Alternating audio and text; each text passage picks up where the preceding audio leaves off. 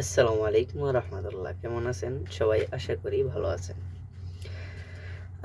একটা জিনিস আমার মনে হলো আপনাদেরকে শেয়ার করা উচিত। সেটা হচ্ছে আমি ২ দিন আগে আ আপনারা তো জানেন যে প্রবাসীদেরকে ভোট দেওয়ার আ একটা বাইর করছে, অ্যাপস বাইর করছে। ওটার মাধ্যমে রেজিস্ট্রেশন করলে ওরা হচ্ছে বাংলাদেশ থেকে ব্যালট পেপারটা এখানে পাঠায় দেয়। তো আমারটাও আসছিল। আসার পর আমি ওইটাকে ভোট দিছি। তো ভোট কোথায় দিছি ওটা পরে বলবো। তো এখন এখানে কথা হচ্ছে এবার ইলেকশনে কে যাবে? কার সাড়া বেশি? তো আমি যখন ভোট দেওয়ার পরে ওইটা জমা দিতে গেলাম, তখন মানে ১০০ থেকে ৯০% দেখলাম জামাতের সাড়া বেশি। আপনার হচ্ছে বিএনপির মানে ধানের শীষে কোনো ভোটই দেখলাম না এই সৌদিতে।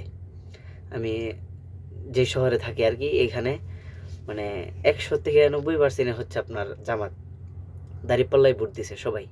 এখানে মানে ধানের শীষ নাই, এক কথাই নাই। এখানে সবাই দাঁড়িপাল্লায় ভোট দিছে। তো তখন আমি তো আগে থেকে জামাত করি। আমি নিজেও দাঁড়িপাল্লায় ভোট দিছি।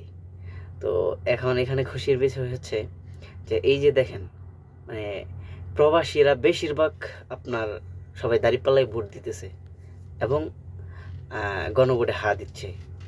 মানে প্রবাসীদের ভোটেই আশা করি ইনশাল্লাহ জামাতের বিজয় হবে ইনশাল্লাহ।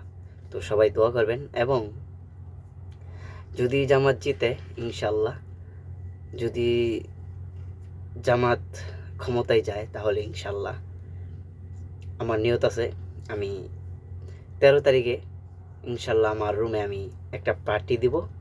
সেটা হচ্ছে বিরিয়ানি খাওয়াবো সবাইকে ইনশাল্লাহ। সবাই দোয়া করবেন, আমার জন্য দোয়া করবেন, দেশের জন্য দোয়া করবেন। দেশ যেন সুন্দরভাবে চলে এবং আল্লাহ তাআলা যেন ওরকম একজন ভালো মানুষ আমাদের দেশে সরকার ওরকম একজন ভালো মানুষকে সরকার হিসেবে আমাদের দেশে গঠন করেন, যার মাধ্যমে আমাদের দেশ অনেক সুন্দর চলবে।